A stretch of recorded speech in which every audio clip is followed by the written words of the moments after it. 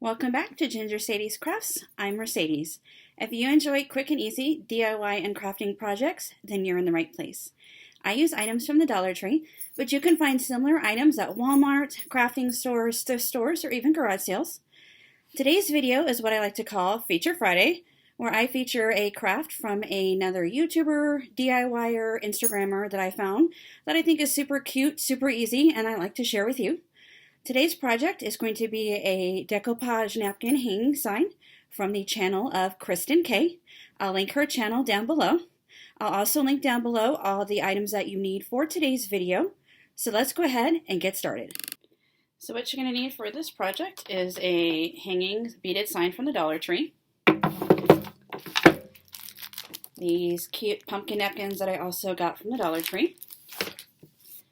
Some white paint. This is white chalk paint from Waverly from Walmart.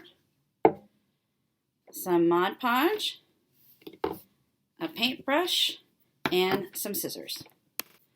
So just like the last video, you're going to turn the sign over, gently pull on the prongs to remove the sign from its backing. Then I'm going to take some of this white Waverly chalk paint to paint the sign. The reason I'm doing this is because the napkin actually shows through a little bit, and you can see the sign, the words on the sign underneath it. So I'm just going to give it a quick coat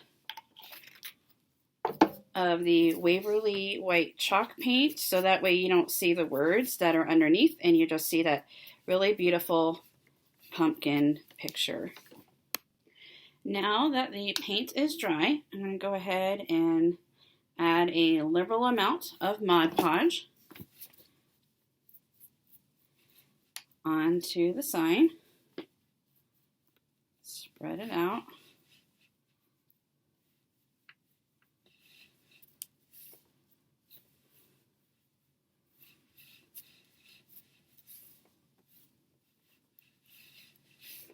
And then what I have done is I already pre-cut my napkin to the size of about the sign.